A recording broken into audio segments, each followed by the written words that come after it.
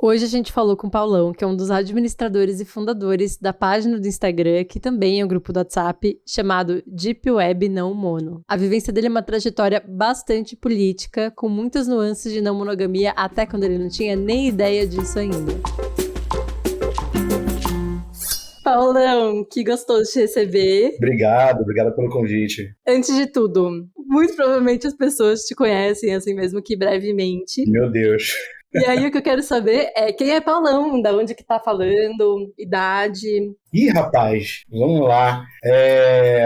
Eu fiz 40 anos agora recentemente, recém-completados. Eu comecei, a minha experiência no mono não é tão antiga assim, apesar de parecer. Eu tô nesse caminho há coisa de 2 anos só, né? Eu vim de um histórico de uma sequência de relações monogâmicas e na minha última relação, a gente tinha um relacionamento semi-aberto, como a gente colocava. E nesse caminho nós conhecemos um outro casal que já era não mono há bastante tempo, e a gente se envolveu afetivamente com eles, e tivemos uma relação meio que a 4 durante um período relativamente longo dentro da pandemia. Uau. Que nesse sentido o isolamento social acabou facilitando essa aproximação, porque, enfim, a gente acabou ficando com um círculo mais reduzido de pessoas na nossa convivência, e esse casal era parte desse círculo, e, enfim, a gente se envolveu afetivamente e eu comecei a explorar, primeiro, dentro de mim mesmo, né, o que significava isso. Eu acordei um dia e falei, caramba, é possível você sentir afeto nesse nível por mais de uma pessoa ao mesmo tempo. E aí cai o mundo, né? Sim. Aquela noção judaico-cristã, capitalista, cartesiana, branca, eurocêntrica, de que existe uma singularidade dos afetos, cai por terra e você fica muito perdido. Enfim, eu nem me apresentei, né, gente? Eu já comecei falando, assim, da experiência no mono, mas tá indo, vamos lá. Não, assim, você já me deu bastante informação que eu já quero saber um monte de coisa, meu cérebro já tá fritando. Calma, antes de você se relacionar com esse parceiro que meio que foi ele que te introduziu a monogamia, ou não? Na verdade, foi o casal. Assim, o meu ex-companheiro e eu, a gente já tinha... eu já vinha de um histórico de relacionamento aberto antes. Tá. E aí, na verdade, quando a gente entrou em relação, foi uma coisa semi-aberta pra mim, foi difícil. Esse semi não era... Já vou te perguntar isso também, de como é. Assim, foi mais uma imposição do que um acordo. Né? Foi um relacionamento muito difícil de ambas as partes, assim, não é um histórico que eu lembro com muito carinho, não. Mas essa coisa da relação semi-aberta era a gente só poderia ter encontros sexuais com outras pessoas caso os dois estivessem juntos, né? Mais afeto, assim, aprofundar não dá. Não, a possibilidade do afeto não existia, não era uma coisa que era contemplada, a gente tinha uma coisa de encontros sexuais com outras pessoas. E quando você diz vocês estavam, se vocês estivessem juntos, então era uma homenagem.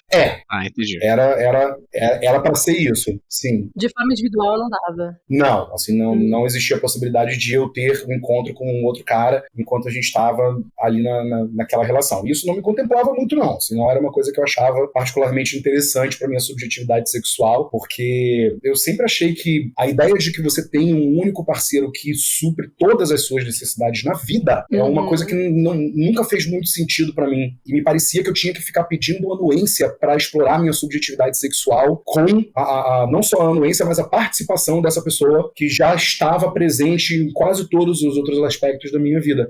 Eu me sentia como se eu não tivesse a oportunidade de ser só eu, dentro da relação. Vocês eram um casal, né? Isso, era a entidade casal o tempo todo. Isso era bem difícil pra mim. Mas antes de você se relacionar com ele, e aí vocês fazerem esse relacionamento que era semi-aberto, você já tinha tido contato com a não monogamia antes, já tinha ouvido falar? Como você se relacionava antes disso, sabe? Eu já tinha ouvido falar, sempre foi uma coisa que... Bom, sempre, né? De uns 10 anos pra cá, a ideia da não monogamia era uma coisa que me causava curiosidade. Eu ficava pensando, mas será que eu conseguiria? Mas como é que é essa história de ter uma relação e aí você tá com uma pessoa e essa pessoa tá apaixonada por outra pessoa? Eu sou ciumento. Eu descobri que eu não sou ciumento. Mas na minha cabeça, assim, eu sou ciumento, eu não vou conseguir, não vou dar conta, não sei o quê.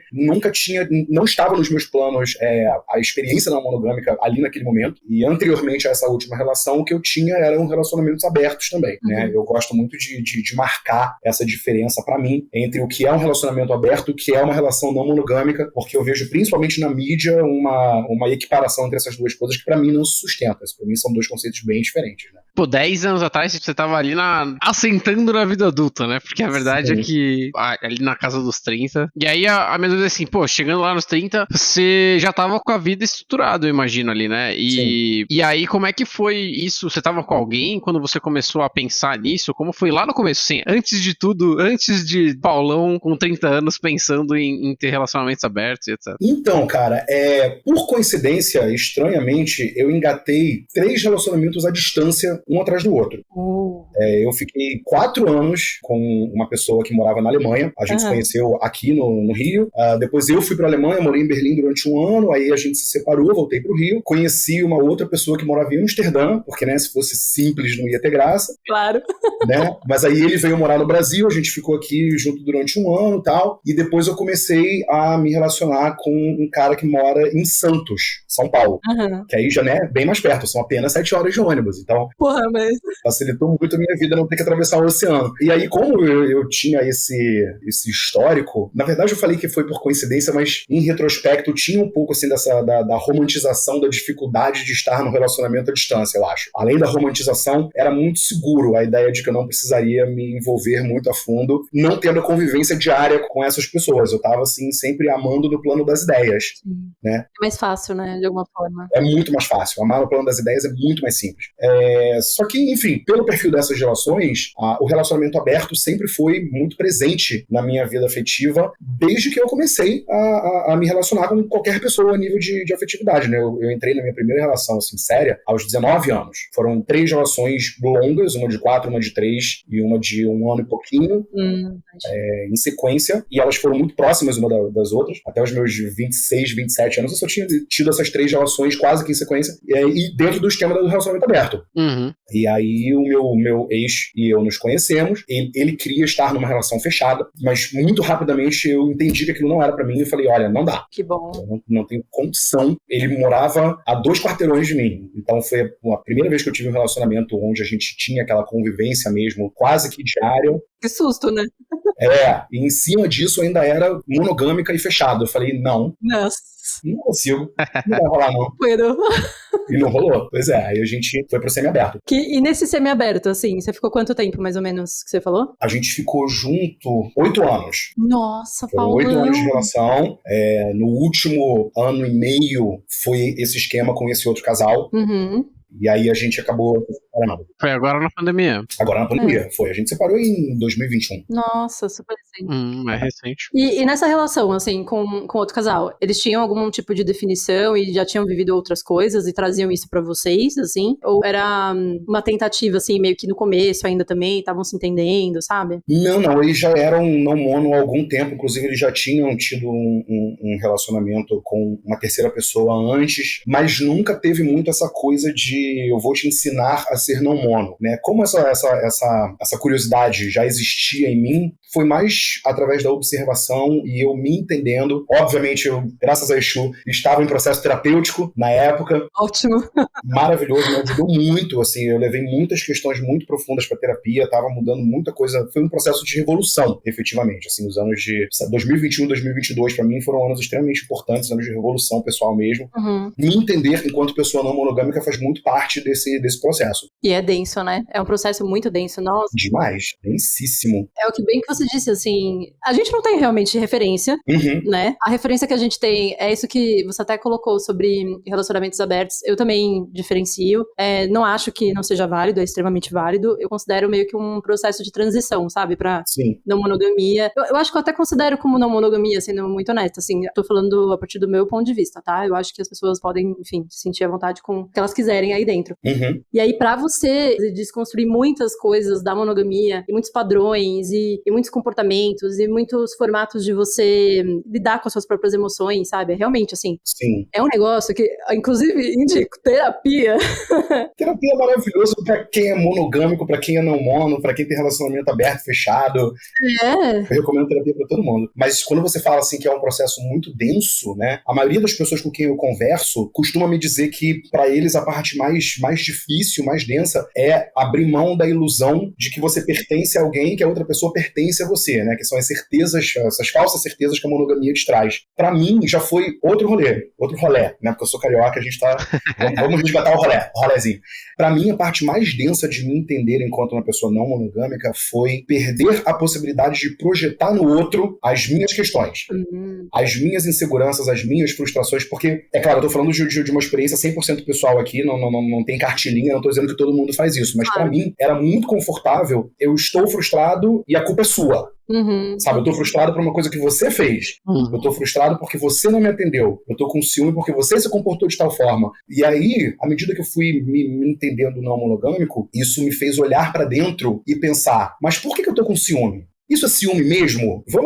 Eu tenho uma situação icônica que eu uso assim como o maior exemplo do dia que eu entendi que eu não sou uma pessoa ciumenta. Eu tava numa festa com esse casal, né? Eu já tava separado do meu ex-companheiro, mas ainda... eles são afetos meus até hoje. Enfim, são pessoas maravilhosas, meus vizinhos aqui. Ai, que delícia. A gente... Enfim, a relação foi ressignificada depois, é outro tipo de relação agora, mas continuo tendo muito afeto por eles. A gente tava numa festa de carnaval do ano passado, foi 2022, no Carnabril, eu acho. Ou no Carnaval mesmo, enfim, não me lembro. E aí era coisa de 5 horas da manhã. Nessa época, eles estavam conhecendo uma outra pessoa que se tornou afeto deles e que é um grande amigo meu hoje em dia, assim, com quem eu me relaciono a parte deles. E aí eu lembro que a gente estava saindo de uma festa depois 5 horas da manhã e eles 3 foram embora juntos. E eu fui pra minha casa. E aí aquilo me deu um incômodo, foi me dando um incômodo. Eu falei, caralho, porra, será que eu tô com ciúme? Vamos analisar isso aqui. Eu queria ir junto com eles? Não. Eu queria, sabe, ir pra cama com os 3 ali naquele momento? Não. Não queria. Então o que você tá sentindo? Tava cansado, não, hoje só quero dormir, não quero transar. Exatamente, eu já tinha passado o dia inteiro com eles, a gente foi pra festa de noite, era carnaval, aquela coisa, Rio de Janeiro no carnaval tá sempre muito quente, né, e amanhece muito cedo, 5 e pouca da manhã, eu assim, cara, eu só quero ir pra casa dormir. Então o que eu tô sentindo? Aí, já sei, eu não estou sendo o centro das atenções. Não é que eu esteja com ciúme deles, é porque eu não quero que ninguém se divirta sem mim. Se eu tô indo pra casa dormir, eu quero que todo mundo vá pra casa dormir e acabou a noite. Aí eu falei, caralho, sabe? Sabe, a gente tava conversando isso, eu nem sei se a gente chegou a falar isso em um dos episódios, talvez eu me repita, gente, é isso, é a vida, vou me repetir muito, eu não sei o que eu falo, aquelas.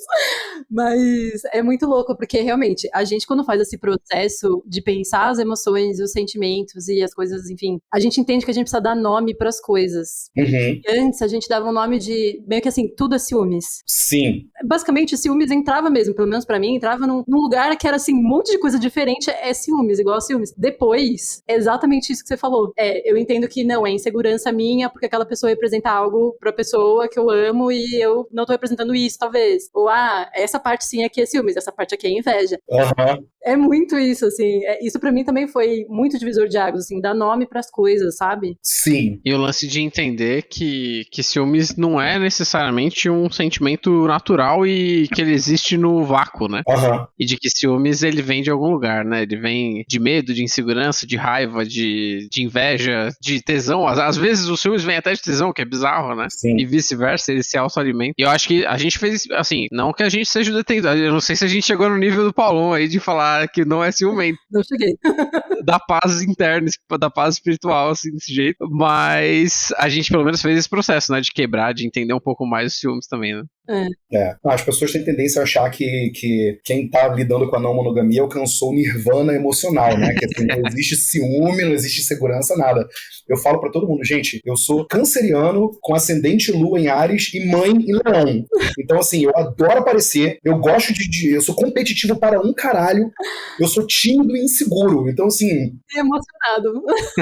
Totalmente emocionado, com Vênus em Gêmeos, então assim, piranha pra caceta, câncer piranha, sabe? Se apega, enfim. Então é muito complicado, você tem que olhar pra dentro, assim, independentemente de mapa astral, claro, a gente fala, mas né, vamos fingir que a gente não seguia por mapa. Você tem de olhar pra dentro e entender que tem muita coisa que você tá sentindo que não dá pra você colocar na conta do outro. Isso é muito difícil. É muito difícil. Tem horas que eu penso, pra que eu vou me relacionar então se eu não tenho quem culpar, gente? É tão bom você ter ali um bodezinho expiatório pra você jogar todas as suas projeções, inseguranças e timidez e competitividade. Joga tudo no outro, diz que é ciúme. Mais fácil. Não dá. Eu não consigo mais. Mas você sente, por exemplo, que isso era uma dificuldade sua antes, né? Esse negócio da projeção, que você estava falando, enfim, isso que você acabou comentando com a gente antes. Mas agora, você sente que essa é uma dificuldade ainda pra você, ou tem outras dificuldades ou novas dificuldades, sabe? Hoje em dia. Sim, sim e sim. Tudo sim. Tudo sim. Check para todas. Eu acho que eu não posso dizer pra vocês que a dificuldade acabou quando eu entendi o que eu estava fazendo. A única diferença agora eu estou mais consciente desse processo. Então, à medida que eu estou mais consciente desse processo, eu consigo trabalhar muito mais coisa internamente e meio que peneirar, assim, esse incômodo que eu estou sentindo, ele é por causa da relação? Eu preciso levar isso pra outra pessoa? Será que a gente tem que ajustar alguma coisa? Essa questão do ajuste também, né?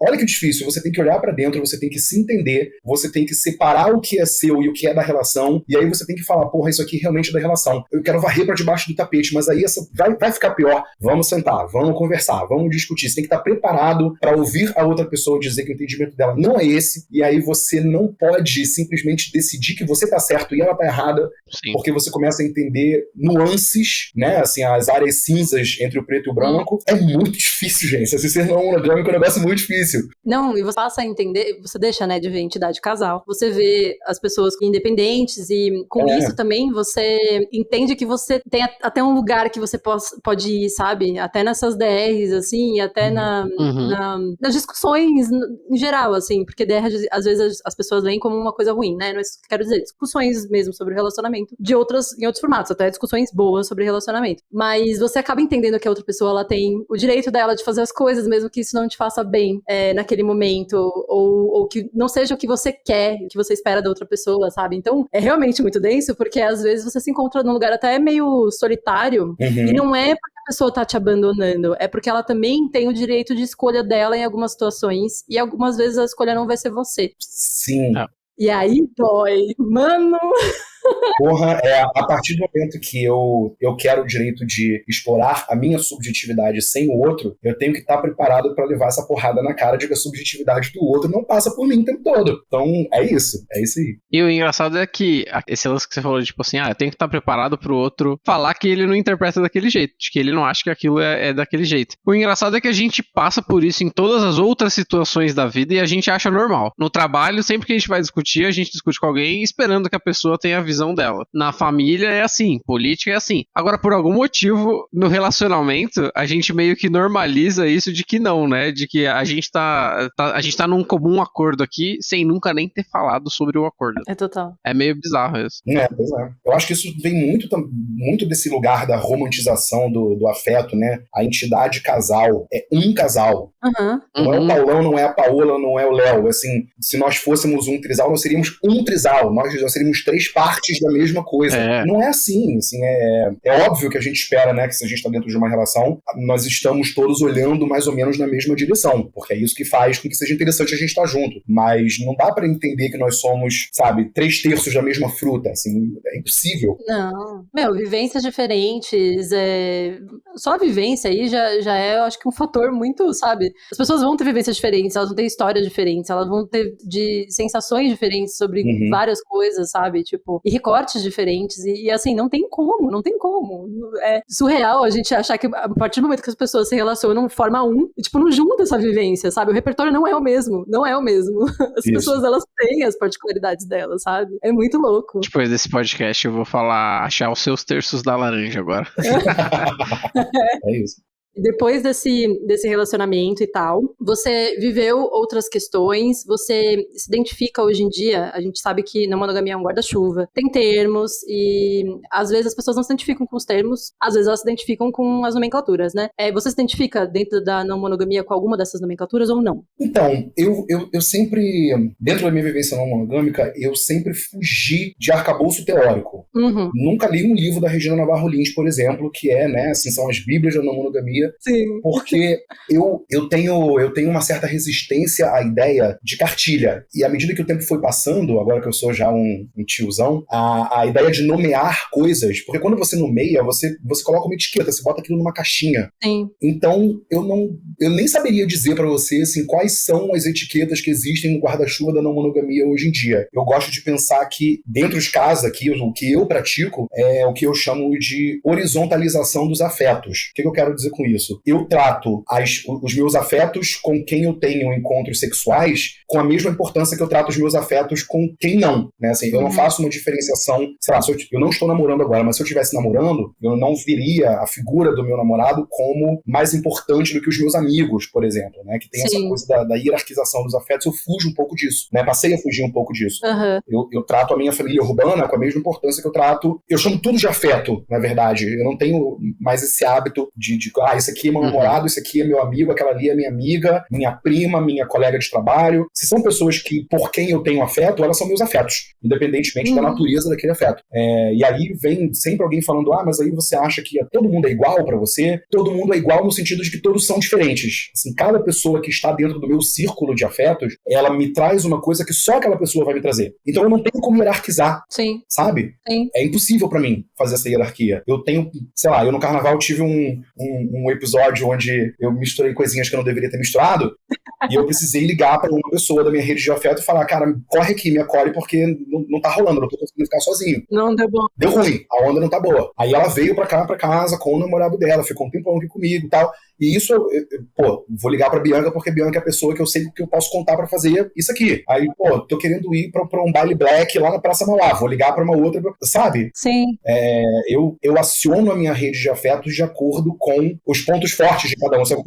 Quase capitalista isso, né? Mas não é nesse sentido que eu tô querendo dizer. É só nesse sentido mesmo de que cada pessoa, pra mim, é um afeto único na minha vida. E as pessoas apresentam isso. De alguma forma, você tem, às vezes, mais intimidade pra falar de um assunto com uma pessoa, mais intimidade pra falar de outro assunto com outra. Sim. Pessoas que, às vezes, você, às vezes, não consegue aprofundar muito com uma, mas, assim, tá com ela em outros momentos mais leves é incrível, né? Tipo, exatamente. É o jeito que a gente se relaciona. Não, e fica uma relação... Não acho que é muito capitalista, não, na verdade. Eu acho que é uma relação saudável, sabe? Que é tipo assim, você tem uma expectativa, a pessoa sabe qual é, vocês estão alinhados e tá tudo certo, vocês aproveitam a vida e sem crise, assim. Porque, no fundo, o que a gente quer é conseguir contar com todo mundo. Você não quer contar com uma pessoa, né? Você quer contar com todo mundo e que as pessoas possam contar com você também, né? Eu disse capitalista, mas assim, soa quase utilitário quando a gente fala que eu tenho os meus afetos aqui que eu busco em tal momento, não busco no outro, aí eu busco outro afeto em tal momento e tal. Isso é. Mas pra mim isso é muito saudável, como você falou, né? Eu sei que, existem momentos onde eu não sou a melhor pessoa pra estar junto. Sim. Sabe, tem determinadas situações onde eu fico paralisado, não sou a melhor pessoa no momento de crise. Às vezes até sou, porque eu sou muito de tomar decisão com uma certa frieza, com uma certa rapidez, mas se a pessoa ligar pra mim e falar, estou precisando chorar muito porque eu vi um filme que me deixou muito triste. Eu não sei se eu vou saber lidar com aquilo, entende? Então, às vezes, talvez não seja eu a pessoa mais indicada pra estar junto naquele momento. Enfim, eu acho que cada um traz a sua contribuição. Exatamente. Assim como eu dou contribuições diferentes pra cada um dos meus afetos, né? Eu tenho uma dúvida que é o seguinte. Então você não tem todo esse arcabouço teórico e tal. E aí, cara, e assim, acho que você não introduziu lá na introdução, você não falou isso, né? Mas você começou, eu não sei se você começou, ou se você só administra, mas acho que você começou, o grupo, né? E a página, acho que a página no Instagram também é tua. Você não falou nada de... É verdade, eu não contei nada disso, não, né? Não vai rolar, mas tudo bem, não tem problema. Eu sou administrador de um coletivo não mono. A gente tem uma página no Instagram, que é a Deep Web não mono, depois coloque um @ aí. Vamos colocar. E a gente tem um grupo no WhatsApp, que também é administrado por mim, em conjunto com umas 4 pessoas.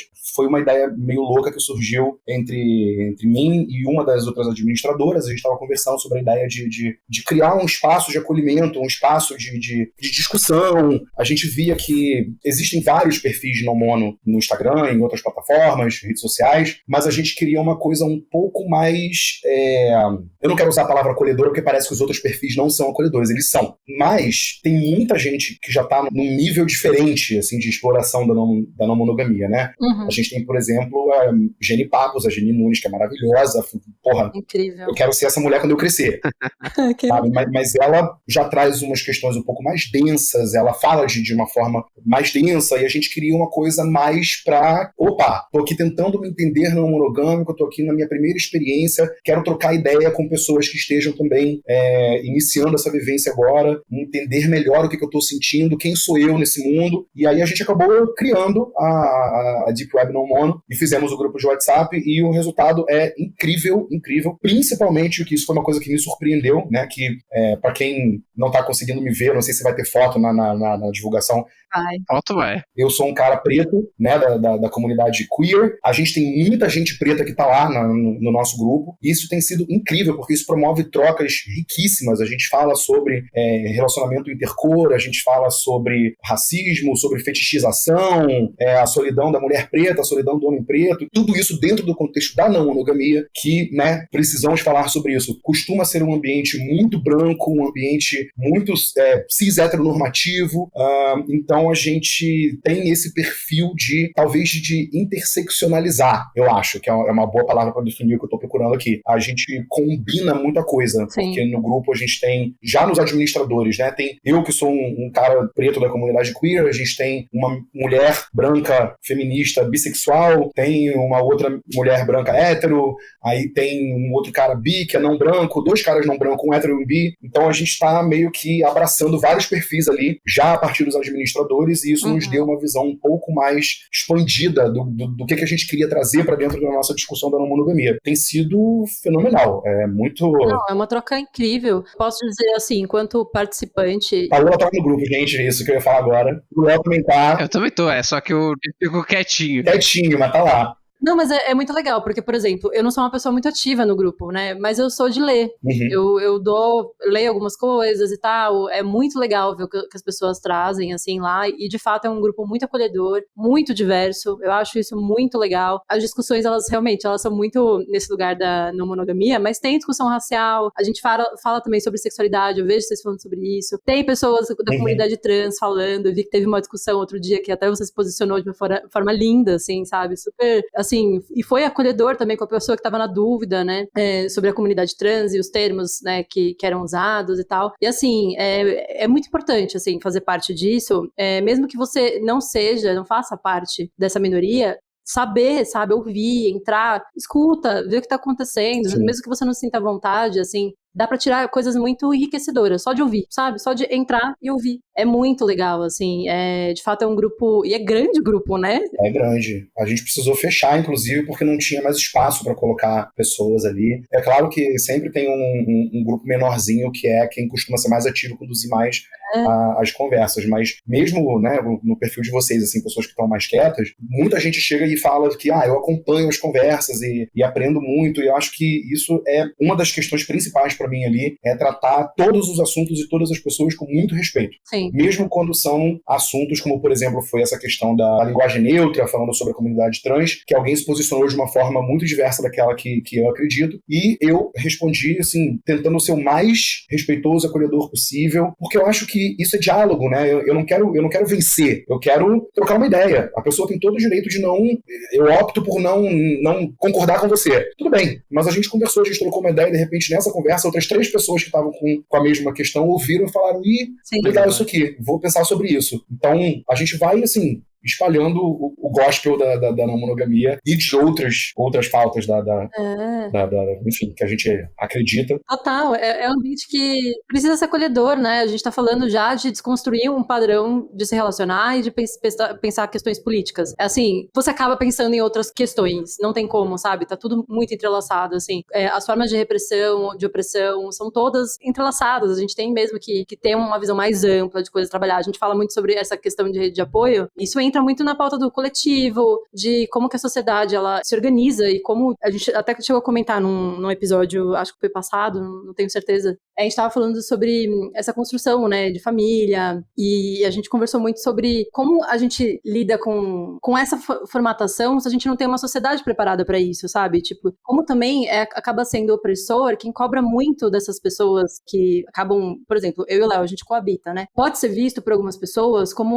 isso não é legal. Acho que não é o nosso caso, mas pessoas poliamorosas, tudo isso, isso não é legal porque vocês têm muito da monogamia aí, etc. Mas, poxa, numa sociedade onde é caro viver, você tem direito a um plano de saúde, porque às vezes você tem um papel assinado, sabe? A gente fala também dessa construção, né, de rede de apoio, mas assim, rede de apoio é só afeto, sabe? Como é que funcionam as comunidades? As pessoas, tipo, são famílias, né, que vão se formando, etc. É menos sobre isso, assim, é menos só sobre viver os amores, né, nesse formato, e os ciúmes e etc. E muito como, tipo, como tá tudo entrelaçado, sabe? Acaba sendo realmente uma luta política. A gente tá falando aqui sobre vivências, mas viver também é político, então de alguma forma entra, né? Mas realmente não tem como desassociar, assim, não tem como você não falar sobre outras opressões, sabe? Não tem como, Sim. não tem como. Assim, a gente acaba sempre entrando em política, inevitavelmente, quando a gente tá conversando com as pessoas. Mas apesar de não ser a intenção do podcast, mas eu acho que é isso, porque não tem como, é impossível não falar, né? E eu acho que a não monogamia tem muito a ver com isso também. De, tipo, pô, é muito difícil você imaginar uma pessoa não monogâmica. Quer dizer, não é difícil de imaginar, mas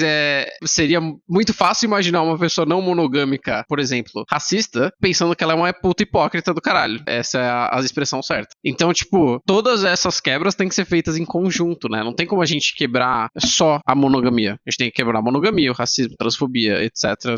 Todas as caixinhas que são tóxicas da sociedade. Tudo. A gente tem que quebrar junto. É só um porém que eu acho que o seu grupo faz muito bem isso, eu acho muito legal, que é respeitar também a putaria e é também respeitar não, no bom sentido, respeitar que as pessoas não querem também só falar de política necessariamente todo o tempo, então tem discussões ali que são de cunho normal, do dia a dia, sabe, pô, achei você bonito, posso te chamar no privado e tal. Vontades, desejos. Não sei se é o foco, acho que não, mas só o fato de ter o espaço disso também é legal, porque não adianta a gente querer ser purista e achar que, então, agora só porque a gente é não monogâmico, então a gente é o dono da razão e a gente não sente mais nada e a gente, sabe, assim, eu só me alimento de teorias e de boas filosofias, sabe? Não existe isso, né? Isso foi, inclusive, uma das missões da gente enquanto administradores também foi essa questão de, vou usar o seu termo, de respeitar a putaria, porque a gente quis criar também um ambiente onde as pessoas pudessem se expressar na sua sexualidade sem serem julgadas ou coibidas, ou a gente quis criar um ambiente sex positive. Exatamente. Eu nem sei se existe um termo em português para isso, eu não sou pedante a esse ponto de ficar...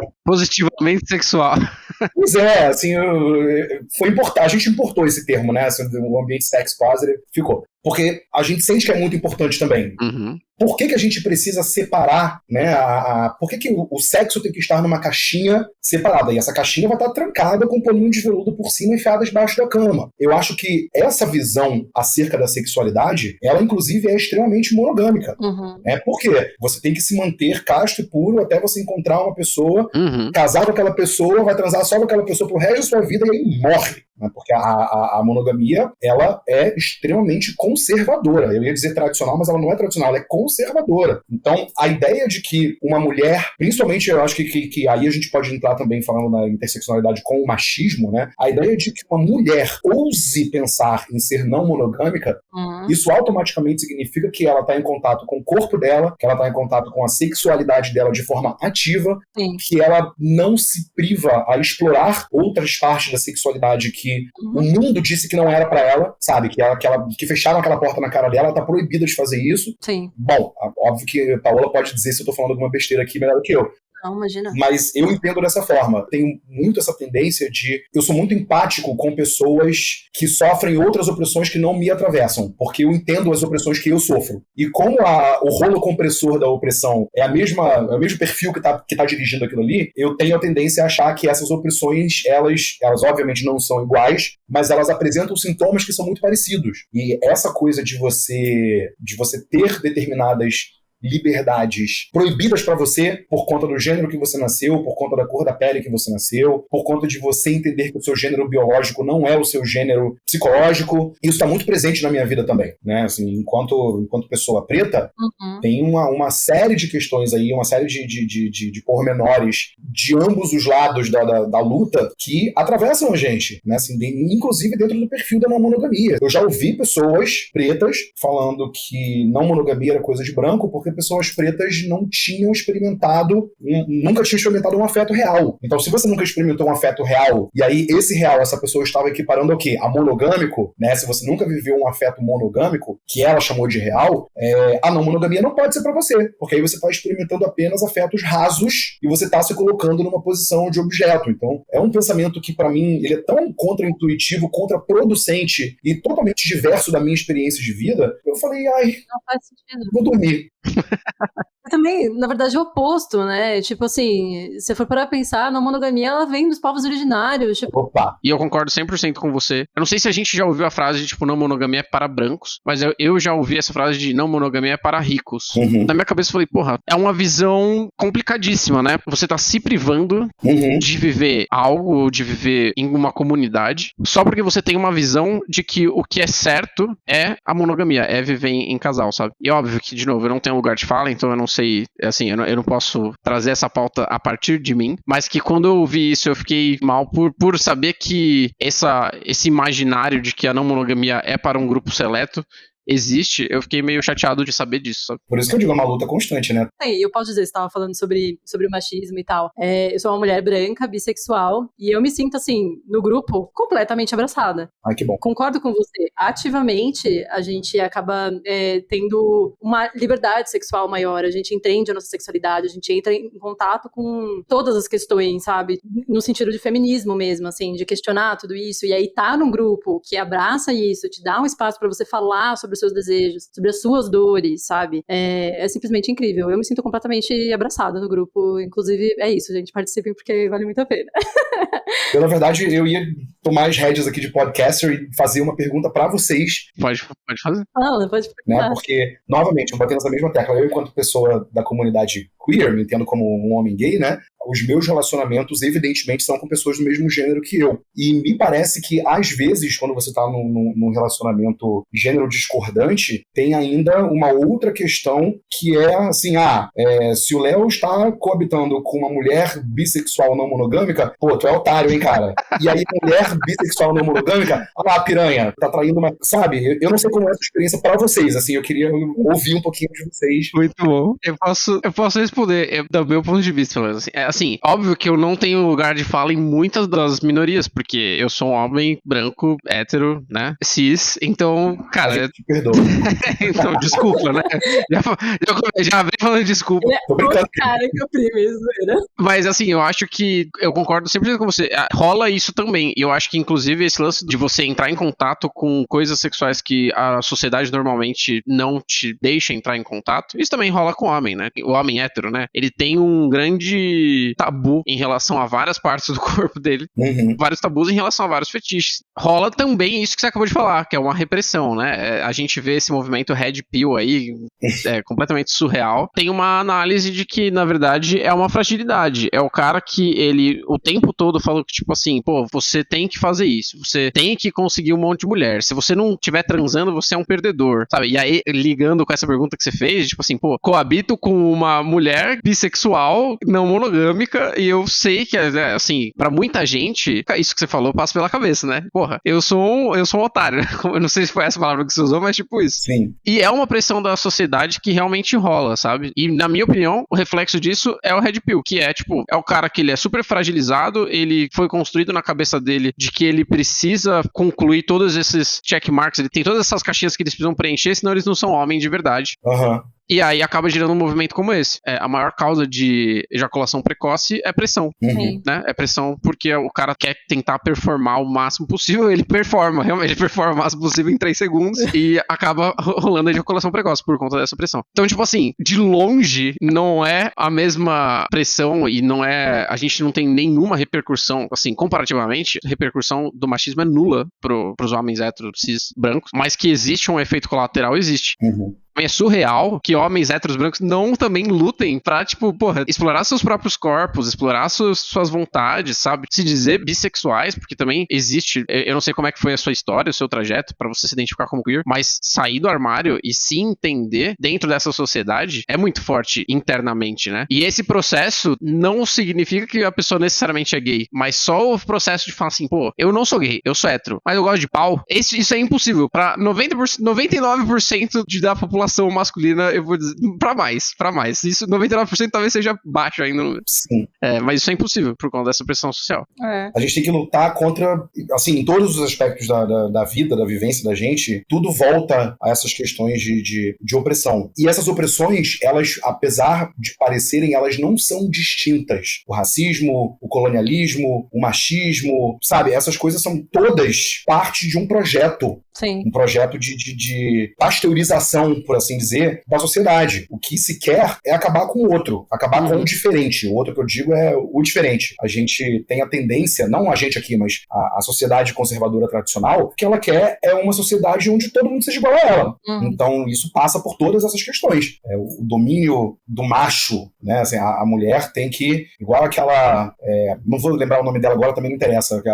Fez algum post, acho que no TikTok ou no Instagram, falando sobre a capa da Rihanna. Eu vi um negócio assim. Eu não sei o nome dela. Assim, o negócio era tipo, a Rihanna tava na capa da revista, na frente do marido, e o marido com o filho no colo. Ela colocou alguma coisa do tipo, isso é um absurdo, porque a mulher tem que ser submissa ao seu marido. E tudo bem, se ela opta por ser submissa, eu acho isso muito importante também, é uma coisa que a gente pouco fala, mas eu falo isso dentro do movimento negro também, em relação ao cabelo, já explico. Se a mulher escolhe ser submissa ao marido, se ela escolhe chamar isso de submissão ao marido, ela tem que ter o direito de viver a vida dela do jeito que ela quer. Eu acho que em muitas questões, as lutas de resistência, sejam elas quais forem, seja a luta feminista ou antirracista, ou a gente da não monogamia, né, a gente tem a tendência a ter uma certa síndrome de salvador, no sentido de que eu quero salvar todo mundo da monogamia. Se eu vejo uma pessoa monogâmica, eu falo, cara, essa pessoa deve estar muito infeliz aqui trabalhando dentro desse conceito de monogamia, não sei o que lá, vamos resgatar essa pessoa. Eu sou um pouco contra isso.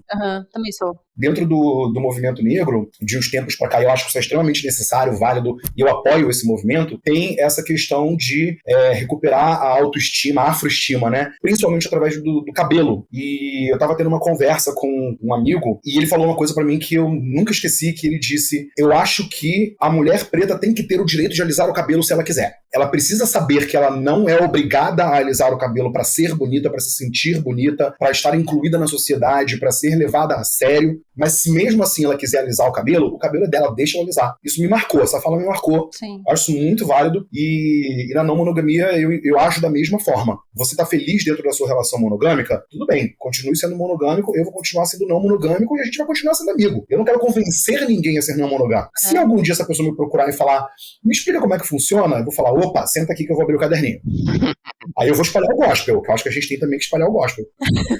Eu acho que assim, eu super concordo com você. Eu acho que vão ter pessoas que vão ativamente querer ser monogâmicas, conhecendo a não monogamia. Sim. Sabe? Cara, elas têm que ter realmente o direito de viver a vida do jeito que elas vão ser felizes, sabe? Não dá pra gente impor isso também, não é justo, sabe? A gente sabe o quanto dói algumas coisas relativas a isso. Pra que fazer isso com outras pessoas, sabe? Não vejo sentido. Mas de fato a gente tem que tentar transformar isso em informação e chegar nas pessoas e também a gente ter os nossos direitos garantidos, né? E pensando aí em todos os direitos possíveis, imagináveis, mas aí falando de não monogamia, isso poder ser mais referência, poder ser mais discutido, poder ter leis, né, que respaldam, enfim, pra que as pessoas vejam que existem esses formatos, que elas poderiam viver nesse formato, mas que, enfim, elas não querem, porque elas não querem, né? Eu não consigo ver isso como uma boa, posso falar assim, uma boa narrativa. É a mesma coisa de toda pessoa é bissexual. Talvez não seja. Sim. Sabe? A gente não tem como saber, às vezes, a gente entende que existe uma sociedade, a gente é construído a partir de um monte de coisas, enfim. Às vezes as pessoas realmente não vão entrar em contato com isso e é por isso elas acham que elas não são, mas algumas pessoas não vão, sabe? O mundo é muito grande, tem muitas pessoas, gente, pelo amor de Deus, sabe? Exatamente. Eu acho importante, se a gente não quer ser julgado pela forma como a gente vive a nossa vida, não dá pra gente julgar a vida do outro. É óbvio que não dá pra gente ser Buda o tempo todo, e se a gente tá sofrendo um ataque pela forma como a gente vive, é nossa obrigação nos defendermos. Não é atacar o outro, mas a gente se defende. E como é que a gente se defende? Como você falou, divulgando informação. Divulgar informação, conhecimento, nunca é demais. Eu tenho uma pergunta. Faça. A gente falou desse lance de sair do armário e tal. Eu imagino que pra você a não monogamia tenha vindo muito depois. Eu imagino não, você já falou, a não monogamia veio muito depois. Você acha que o Paulão adolescente imaginava 15 anos depois você ia estar vivendo relacionamentos não monogâmicos? Olha, não só não imaginava, como eu, já no final da adolescência, eu tive os meus primeiros contatos com a ideia de um relacionamento aberto lá pelo ano de 2002, 2003. Nossa. E eu achava aquilo absurdo. Eu achava absurdo, assim, o que eu falava era, cara, as pessoas estão transando com outras pessoas, é porque elas não gostam uma da outra. Sabe, aquela frase bem padrão da monogamia mesmo? Eu tinha... Não foi antes disso. Em 2002 eu tava com 20 anos já. Foi, sei lá, final dos anos 90, quando eu comecei a ouvir falar em relacionamento aberto pela primeira vez. Nossa, Paulão. E era, assim, relacionamento monogâmico aberto. Sim. Eu falava, cara, isso é palhaçada, essas pessoas estão juntas por aquilo, elas não querem estar juntas, como é que faz isso de transar com o outro e tal? Não fazia ideia de que 20 anos depois eu ia estar aqui, espalhando gospel.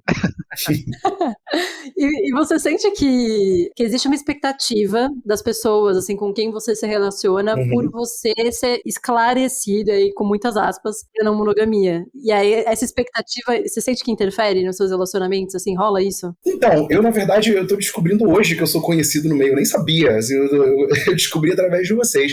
Não, porque mesmo antes de eu me entender como não monogâmico, eu comecei um pouco a abrir mão da ideia de atender às expectativas de outras pessoas. E isso vem de um momento da minha vida que não tem nada a ver com relação sexo-afetiva. Isso vem de relação parental. A partir do momento que eu entendi que eu não ia conseguir viver a minha verdade atendendo às expectativas da minha família consanguínea, né?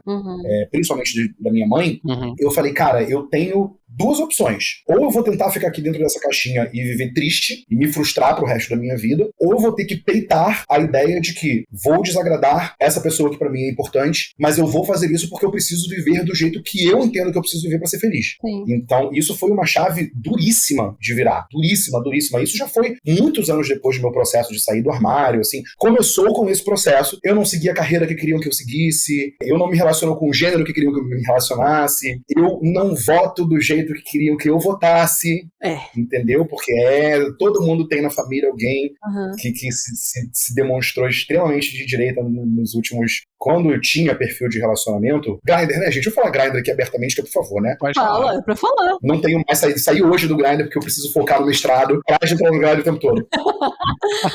Mas o meu perfil do Grindr, a primeira frase era comunistinha, antirracista, não monogâmico. Já tá ali, cara. O Grindr tem filtro? Porque o OkCupid tem. Não tem esse tipo de filtro. Assim, eu não consigo filtrar por tipo de relacionamento. Não tem. Assim, eu nasci num dia 13, eu tenho um 13 tatuado no braço por conta do dia do meu aniversário. Meu 13 foi cooptado pela esquerda na última eleição. Eu achei o máximo, adorei. Mas é isso, assim, voltando, fecha parênteses, voltando ao final da resposta, né? E aí eu passei por esse processo de, talvez de corte de cordão umbilical mesmo. Eu acho que muito da nossa necessidade de agradar e de cumprir com expectativas, ele vem também de um lugar parental. Sim. Onde a gente foi meio que treinado a não decepcionar os nossos pais, ou as pessoas, os nossos responsáveis, as pessoas que criam, né? Que foram afetivamente responsáveis por nós enquanto a gente crescia. E à medida que eu fui me descolando disso, inclusive o meu relacionamento com a minha mãe melhorou muito depois disso.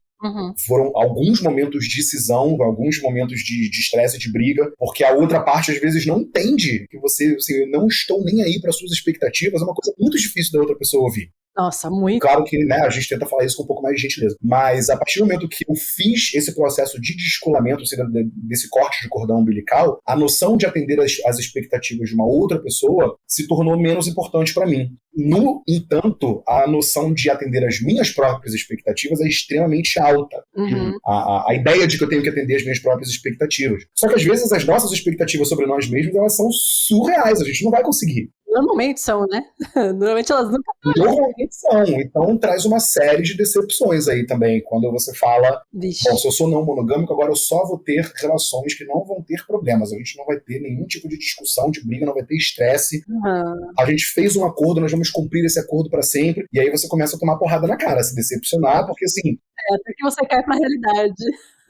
Exatamente, a realidade te puxa e fala, cara, os acordos têm que ser feitos, revistos, refeitos, a gente tem que fazer a nossa reunião de manutenção, não dá pra você estabelecer um acordo e achar que aquilo vai ser daquele jeito pra sempre. Total. Basicamente, a expectativa, mesmo que ela venha, talvez você até nem veja muito, né?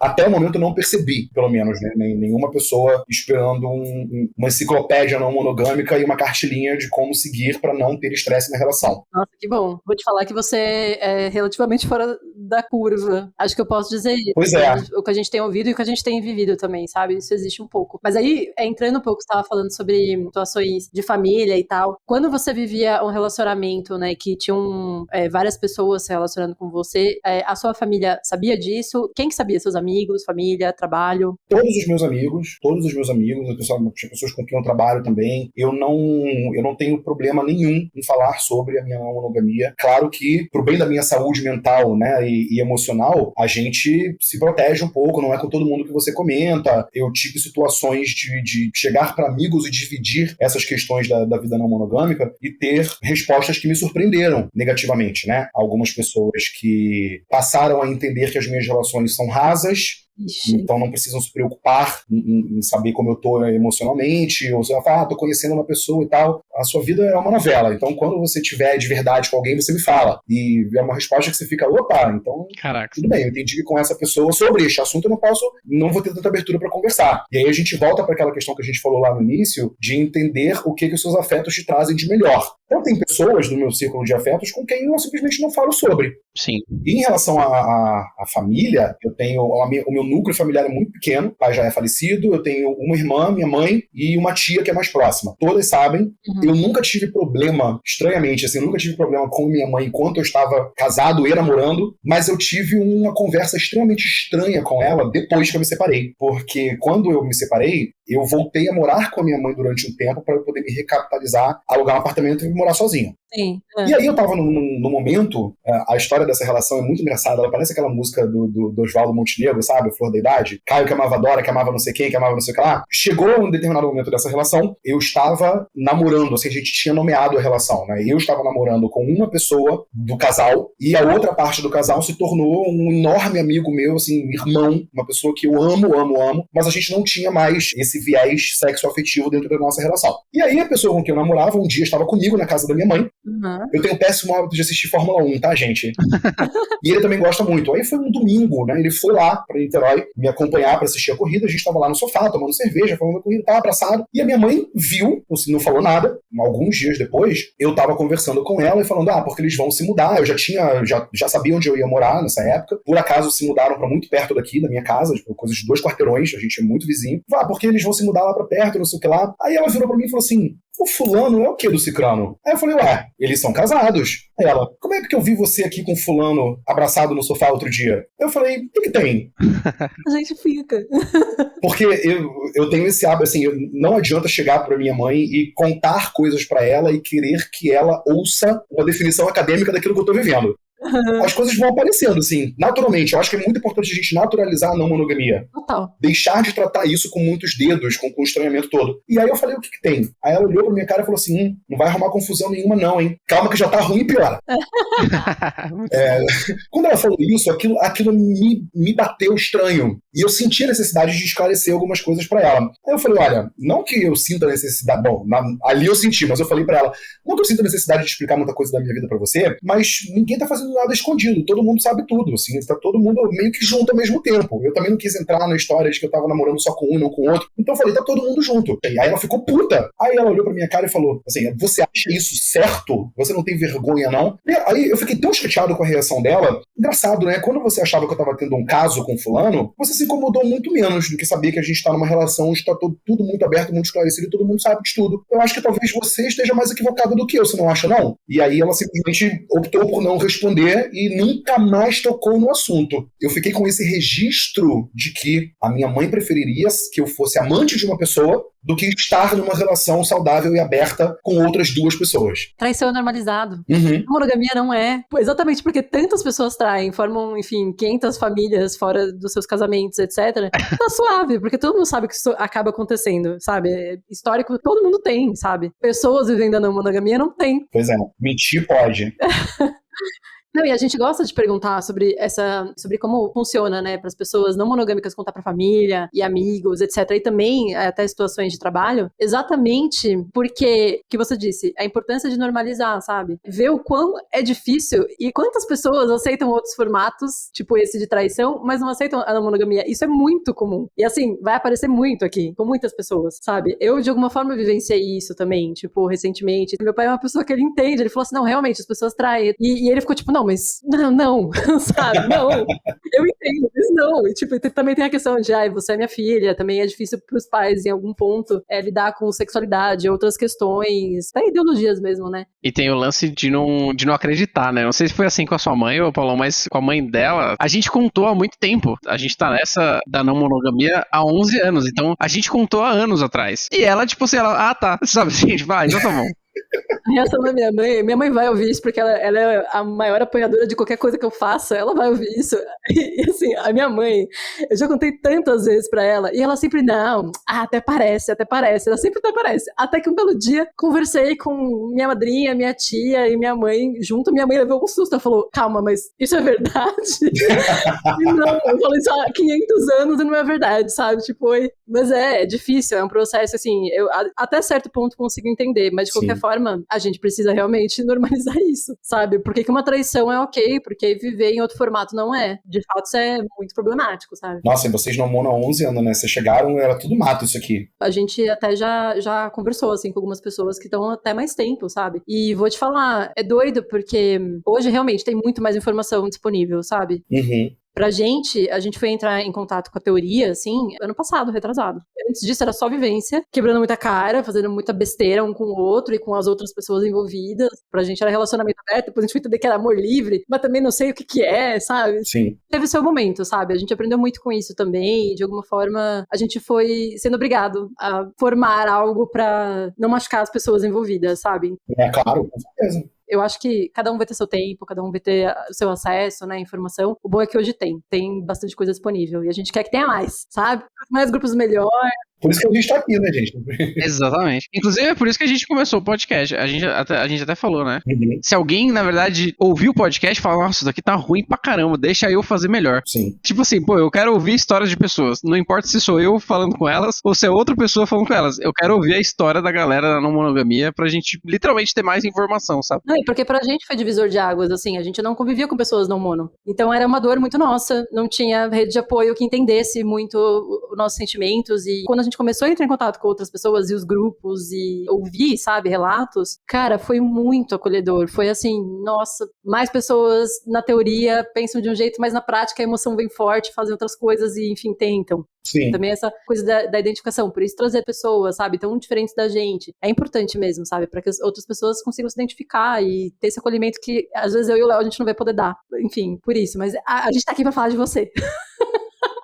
Então vamos voltar pro Paulão. E eu tenho uma pergunta. Você começou isso há 2 anos ali com o casal, né? Na verdade. Então, os casais, porque você já era um casal e tava outro casal ali. E hoje em dia, como que tá a sua relação, assim, né? Como é que desaflorou depois do término e como foi suas experiências até agora, assim? Se tiver alguma coisa que você queira contar. É engraçado você perguntar isso, porque isso me leva para meados do ano passado, primeiro semestre do ano passado, eu tive a minha primeira experiência, já dentro da monogamia, de namorar com 2 pessoas ao mesmo tempo.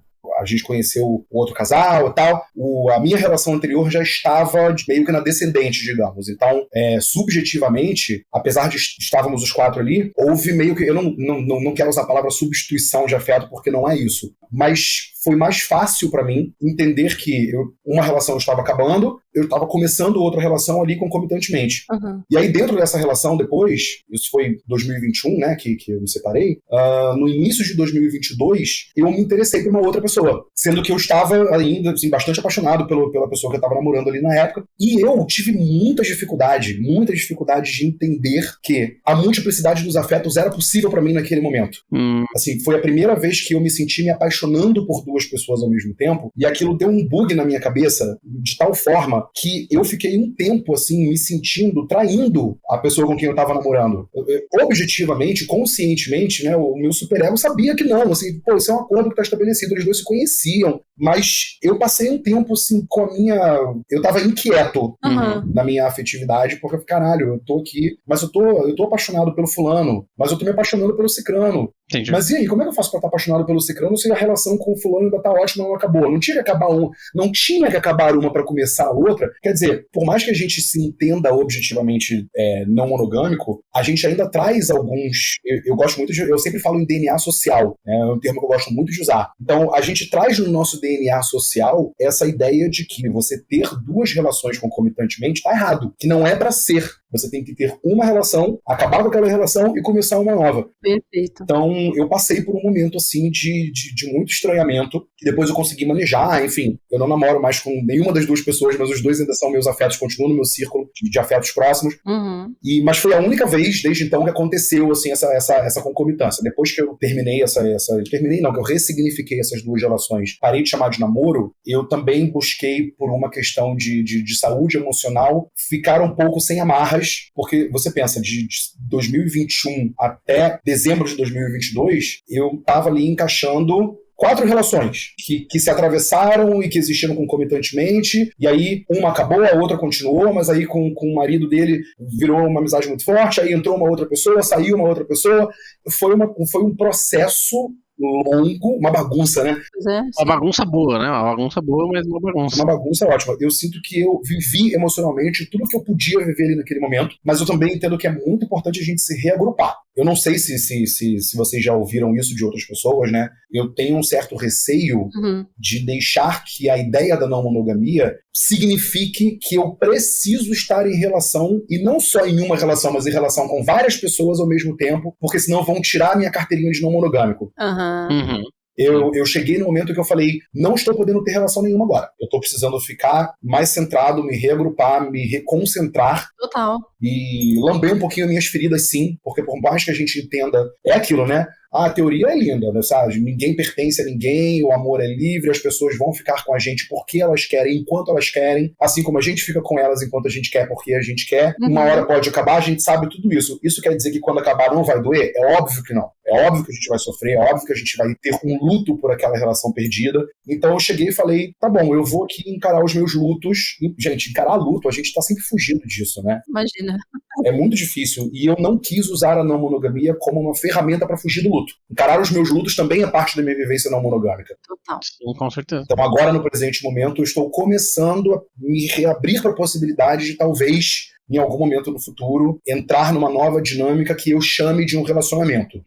Essa questão da nomeação ainda está muito em aberto para mim. Eu não sei como eu vou lidar com essa coisa de nomear possíveis afetos. Por enquanto, eu estou chamando tudo de afeto, que eu acho ótimo, acho lindo. Eu gosto de pensar na ideia de companheirismo mais do que casal. Eu não gosto de pensar na ideia da entidade casal. Eu gosto de pensar na ideia do companheirismo. E aí eu vou trazer uma fala da minha terapeuta, minha ex-terapeuta, ela me deu alta. Eu nunca tinha ganho alta da terapia na vida, gente, eu fiquei muito feliz. Voltaria em breve com novos e maiores e melhores problemas, né? Que é o que a gente sempre faz. É só começar a se relacionar. E aí... Pois é. Mas ela falou pra mim uma vez uma frase que eu já inclusive falei no grupo, que eu repito sempre, que eu falo pra ela, a gente ainda tem contato, né? Eu falo pra ela hoje em dia, eu continuo repetindo, que ela falou, o relacionamento não é pra ser um jogo de tênis, ele é pra ser uma partida de frescobol. Porque frescobol não tem vencedor e não tem perdedor. O frescobol é um jogo de companheirismo. O que importa é as duas ou mais pessoas, que o frescobol você joga com quantas pessoas você quiser, o importante é manter a bola no ar. Sensacional. Não tem ponto, não tem quem ganha, não tem quem perde. É só pelo prazer de jogar e de manter a bola no ar. Metáfora incrível. Então, o que eu quero pro meu futuro é isso. Eu quero jogar frescobol, entende? Faz total sentido. É justo. E eu acho que tem o lance de... pra gente é muito real isso, né? Porque a gente, quando pra lamber das feridas, a gente... Claro, a gente tá numa situação que a gente tá confortável com nós. A gente convive há muito tempo. E às vezes a gente passa por términos e a gente vai lamber a ferida, a gente termina as outras e a gente continua com a nossa relação. Às vezes a gente se pergunta, sabe? Tipo assim, o que as pessoas estão pensando? Pega a carteirinha deles de não monogamia. Eles, na verdade, são só uns caras monogâmicos que ficam 1 ano e meio namorando outras pessoas, sabe? Tipo assim. Muito não. Tá em duas relações monogâmicas. Então, exatamente. Eu queria saber o que você recomenda, assim, porque você fez o grupo, de novo, pensando na galera que tá começando, né? Sim. Eu queria saber o que você recomenda pra quem tá começando. Porque a gente teve pessoas falando assim, pô, vamos ler, vamos ver teoria, vamos falar com o psicólogo. Exatamente por você não ter esse background do teórico, eu queria saber, e aí, o que você recomenda pra galera que tá começando agora? Cara, a minha recomendação, ela é sempre estar cercado de pessoas que estão dispostas a te ouvir.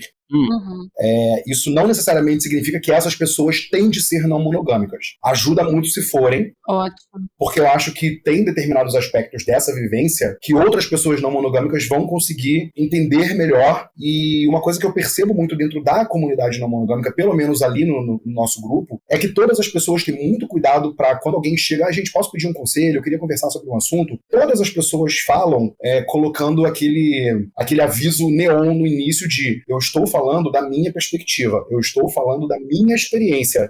Não quer dizer que o que eu estou falando é a forma que você deve agir, ou que você tem que concordar comigo, ou que você tem que achar que eu estou certo. Isso é uma coisa que eu faço muito. Eu sei, toda vez que alguém pergunta alguma coisa ali e eu vou falar, principalmente porque, né, como eu estou ali entre o grupo dos administradores e tal, eu acho que talvez aí, nesse caso, voltando à pergunta das expectativas, aí talvez eu fique um pouco mais atento à expectativa de quem está me ouvindo. Ah, sim. Porque se eu sou um dos criadores daquele perfil, eu sou um dos criadores daquele grupo, se sou eu que estou respondendo a uma dúvida de uma pessoa que está ali, é normal que aquela pessoa parta do pressuposto de que eu sei, entre aspas, mais do que ela. E eu gosto sempre de dizer que não. Arrasou, é isso mesmo. Eu estou falando da minha perspectiva, e mais uma vez, uma ferramenta ótima que eu aprendi com a minha terapeuta é ouvir, e quando eu vou devolver, né, para a pessoa, eu sempre falo, a partir do que você me falou, eu fiquei com a impressão de, e aí eu falo, parece que é uma bobagem, mas eu acho que faz muita diferença para quem está ouvindo entender que aquilo ali é uma impressão, é uma troca. Uhum.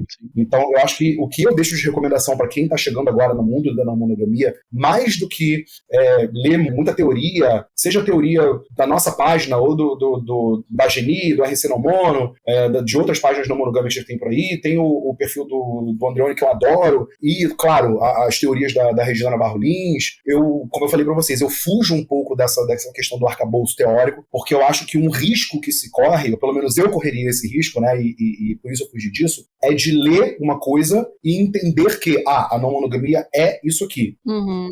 Então, se eu não estou fazendo isso aqui, eu estou fazendo errado. Sim. Se eu não consigo me sentir confortável com esse conceito, eu estou fazendo errado. Essa é outra dica que eu deixo. Não tem errado. Não tem certo, não tem errado. Tem respeito e tem responsabilidade afetiva. Sejam afetivamente responsáveis consigo e com os outros. Isso que eu falei antes, assim, de olhar para dentro para saber se eu preciso levar esse incômodo para outra pessoa. Também fiquem atentos para não correr o risco de olhar excessivamente para dentro e não levar incômodo nenhum para outra pessoa. Uhum. Porque se eu sou não monogâmico, eu tenho que bancar os meus rolés aqui, então eu não posso levar nada para outra pessoa. Às vezes você tá com uma situação que é um incômodo da relação. Sim. E precisa conversar, e conversar, e conversar, e conversar, e conversar, e conversar. O diálogo é essencial. Várias recomendações, eu falo muito, gente. Imagina, a gente também. Certeiro, assim, eu sinto muito isso também, eu sei que o Léo também. Eu sei que muitas pessoas que recorrem, claro, o seu grupo eu sinto que realmente é muito bom, muito aberto em relação a isso, mas a gente tem relatos de pessoas que estão em outros grupos e que tem total as pessoas da carteirinha da não monogamia, que, enfim, a pessoa tá lá sofrendo e aí alguém fala, mas aí você não tem que sofrer. E aí vem toda essa carteirinha da não monogamia que tá muito na teoria, sabe? Sim. As pessoas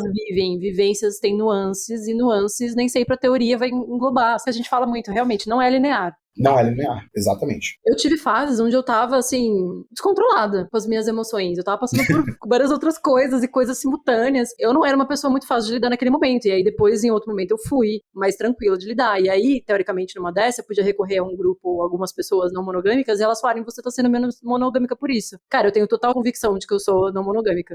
Sabe? Uma pessoa me fala isso, se eu não tivesse bem trabalhada, assim, bem segura de quem eu sou, independente de ser não monogâmica ou não, poderia me fazer muito mais mal, sabe? É nessa hora que a gente vê, assim, a opressão fazendo 360, né? Ela volta pro ponto de partida e você tá sendo igualmente oprimido dentro de um espaço onde você deveria se sentir acolhido, né? Acolhido. Totalmente isso. Dá essa volta, né? E a opressão tá ali, presente de novo, você tá sofrendo outra vez. Isso é muito perigoso. Tem tudo que o Paulo disse, é isso aí, anota e faz. Não é uma verdade absoluta, porém faz muito bem. O seu tempero / sabor, se você for pensar em não monogamia, qual seria o seu tempero / sabor da sua vivência? Cominho. Cominho? Eu adoro. É um nome que traz uma certa sacanagemzinha, né? Tipo, cominho. Sim. Eu tava louco pra alguém usar essa palavra, só pra... Eu tava esperando o Léo falar baduntos. E além do que, né, eu venho de família baiana e na Bahia se tempera aquele feijão gostoso carregado no cominho. E foi uma coisa que eu aprendi a fazer muito recentemente, então eu tô encantado com cominho e com dendê. Tem da Bahia agora no final de fevereiro, tenho o hábito de ir pra lá todo ano, mas esse foi o ano que eu descobri o cominho. Então eu já tô incorporando em todas as minhas receitas e na vida. Então o cominho porque tem um pouco de afetividade e porque tem uma sacanagemzinha na brincadeira. Exatamente, que é tudo que a gente quer. Uma brincadeira sacana e muito afeto. Não, arrasou.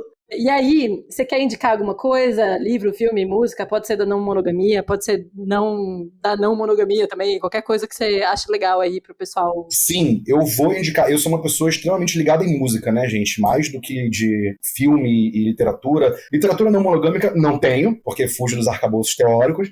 Filmes e séries, eu às vezes tenho uma certa implicância, porque eu sempre vejo uma moral da história. A história está se desenvolvendo lá naquela loucura toda e acaba numa moral judaico-cristã, cis, heteronormativa, machista. Às vezes fica, porra, chegou no final, me deu essa quebra. Eu tô assistindo uma série agora que já é antiguinha na Netflix, que chama She's Gotta Have It. Ai, eu sou apaixonada.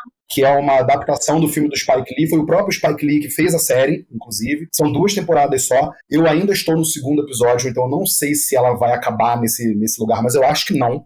E eu tenho achado sensacional, que fala sobre a história de uma mulher preta em Manhattan, vivendo uma vida extremamente na base do amor livre, e aí eu não sei o que vai acontecer. É uma série que eu estou gostando muito. E para além disso, como eu falei que eu sou uma pessoa muito musical, o nosso perfil do Instagram a gente tem uma playlist nossa. Ai, que legal. Eu fiz uma playlist de músicas cuja temática não monogâmica eu fiz pra mim, e aí a gente acabou transformando isso meio que na playlist oficial do perfil e do grupo do WhatsApp. Tá no Spotify, curtam lá, sigam. Ótimo, tá como WDNM, a Deep Web No Mono. Arrasou. E vou compartilhar com vocês o link. E ela é uma playlist que me fez pensar muita coisa, inclusive, porque, estranhamente, ela tem música dos anos 70, música do início dos anos 80, brasileiras, inclusive, assim, composições de Gilberto Gil, do Caetano, evidentemente, João Bosco, assim, tem umas coisas que... Joyce com Elza Soares, umas coisas que você jamais imaginaria que algumas dessas pessoas teriam gravado músicas dentro da temática não monogâmica, e estão lá.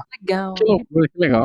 A música do João Bosco chama A Nível D, que é uma letra do Aldir Blanc, maravilhosa, que fala sobre responsabilidade afetiva dentro do casamento não monogâmico, aí fala sobre troca de casal, relacionamento aberto, e vai para um lugar de, olha, se você agir com a mesma ausência de responsabilidade afetiva nas suas relações abertas ou no mono, vai ficar a mesma bosta, sabe, do que você tá numa relação. Eu sempre digo que, eu já vou eu falando pra caceta de novo. É pra falar. É menos sobre o modelo relacional que você escolhe e mais sobre a forma com que você se relaciona com a outra pessoa. Então, se você não agir com o diálogo, com o respeito, com a afetividade que uma relação pressupõe, vai ser ruim, seja ela monogâmica, seja poliamorosa, seja monogâmica fechada, semi-aberta ou aberta, assim, vai ser ruim. O importante é você começar olhando para dentro, né? E entender essa questão do respeito dentro da afetividade, responsabilidade afetiva. Nossa, arrasou. Vou seguir demais essa playlist aí e ficar ouvindo. Amanhã eu já vou começar a trabalhar. A gente bota em algum lugar. Tudo que for indicado, a gente vai sempre colocar no post, indicação de cada um, porque, enfim, indicações sempre, né, ampliam. Amor, indica aí o que você quer indicar. Tem algo a indicar? Não tem algo a indicar? Vou de Equal Rights, é um livro do Terry Pratchett, ele faz parte de uma série gigantesca de livros de ficção, fantasia, e ele trata é um mundo completamente imaginário, tipo assim, mágico, né? É um universo onde magos são homens e bruxas são mulheres, sempre, 100% das vezes. E aí nasce uma menina que um mago chega e fala assim, não, ela vai ser um mago. E basicamente é a história da menina indo contra o magiacado, sei lá como eu falaria, mas basicamente isso. É uma grande sátira ao patriarcado e machismo e etc. Só que de uma forma muito leve, muito divertida. E é muito bom, é sensacional. É o 3º livro da série Discworld, eu não sei o nome em português, mas eu acho que é Ritos Iguais, se eu não me engano. Tá, vou pesquisar direitinho. É quadrinho ou é livro mesmo? Não, é livro. Assim, ele é numa pegada meio leve igual Harry Potter, só que não infantil e mais uma pegada tipo, um pouco mais adulta. Assim. É uma pegada bem satírica, mas é leve, é divertido. Beleza, vou deixar lá, legal. Eu vou indicar um podcast chamado Pepe Cansadas, é da Berta Salles, da Bela Reis e da Thaís. Assim, no geral, é bem legal o podcast, super gostosinho de ouvir. Mas essa última temporada foi toda sobre formatos de amor, basicamente sobre não monogamia. E aí elas pegaram um pouco, assim, de todos os formatos. Então tem relacionamento aberto, tem não monogamia política, é muito bom, muito bom. E é muito legal também, principalmente pra quem não é do universo, quem tá querendo entender um pouco mais, assim, adentrando, né, é super legal, chamaram pessoas que são super didáticas no formato de falar e também acolhedoras. E aí, já falando sobre questões raciais, uma das pessoas, né, que faz o podcast é a Bela Reis, e a Bela Reis também tem um podcast com a mãe dela, que é a Flávia Oliveira, que apresenta o Globo News e tal. Elas têm o Angu de Grilo, que é muito legal, assim, muito informativo, muito gostoso, porque é uma conversa entre mãe e filha. Então, minhas indicações são Pepe Cansada, principalmente na monogamia, e Angu de Grilo, geral. Muito bom, muito bom. 2 podcasts pra ouvir pra caceta, além do nosso e, enfim, de outros aí maravilhosos. Pois para tudo, o Paulão pediu pra gente adicionar uma indicação que ele tinha esquecido de dar lá no episódio, mas tudo bem, não tem problema, a gente traz agora. Que é o perfil de Andreone Medrado. O arroba no Instagram é andreone.medrado. Mas como vocês já sabem, vai estar naquele compilado básico, aquele post no Instagram com todas as indicações. Então o perfil também vai estar lá. Elo é doutorande em psicologia na USP, o que significa que, assim, é um negócio de respeito. É um perfil que fala sobre não monogamia, antirracismo, gênero, sexualidade, afetividades, e é bem aquele tipo de perfil que é pra você ficar assim, scrollando e querer absorver tudo que tem, sabe? Então fica aí a dica do perfil. Agora a gente só quer te agradecer. Obrigada, Paulão. Imagina, eu que agradeço o convite. Fantástico, adorei bater papo com vocês. Me chamem de novo.